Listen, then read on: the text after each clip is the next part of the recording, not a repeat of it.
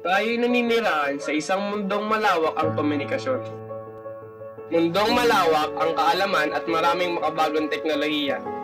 Nakakausap natin ang ating mga kaibigan at mga mahal sa buhay. Tulang hapon, pupunta ka ha? Aasahan kita doon. Siyempre na, pupunta ako ng best friend. Komunikasyon din ang nagbibigay inspirasyon sa atin upang magawa ang gusto nating makamit. Thank you for listening to my voices. I hope you enjoy.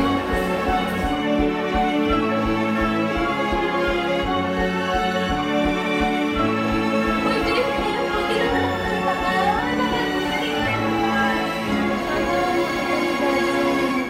Kanina, no? Okay lang yan. Hindi yan sobrang natutuwain sa'yo. Sana. Kaya, sa kasalukuyang panahon ay ipinauunlad pa natin ang komunikasyon. Gamit ang makabagong teknolohiya ay nakikita natin ang kamag-anak natin na malayo sa atin. Isipin natin na makakausap natin ang mga mahal natin sa buhay na parang personal nating nakakausap. But my daughter is really good reciting her list before she graduates. Wow, that's one great daughter you have there. You should be there to support her. Yes, I do. And I know how much it costs to be a supportive parent.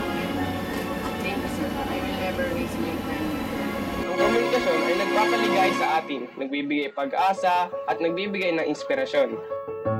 Kamusta ka, nanak? Okay lang naman po ako, Tay. Namimiss na kita. Namimiss na rin po kita, Tay. Kaya ginawa ng gusto umuwi sa Pinas. Talaga po, Tay? Totoo po yun, wala nang buhay, anak. Dito na ulit tayo, anak. Oo nga po, Tay. Excited na po ako sa pag-uwi niyo. Ang komunikasyon ang nagbibigay lakas sa atin na maging matatag ang loob at tanggapin ang pagsubok ng kinabukasan.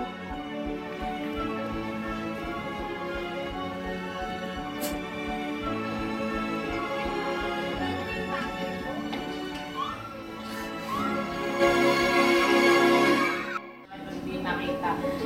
Tay, na-miss po kita. Shit. Kaya ngayon, papaunlarin pa namin ang komunikasyon ng bawat isa. Precision of communication is important, more important than ever. In our era of hair-trigger balances, when a false or misunderstood word may create as much disaster as a sudden thoughtless act. James Thurber. Pakikilala namin sa inyo ang 5G Internet Technology. Next is now. Faster than ever. Coming soon.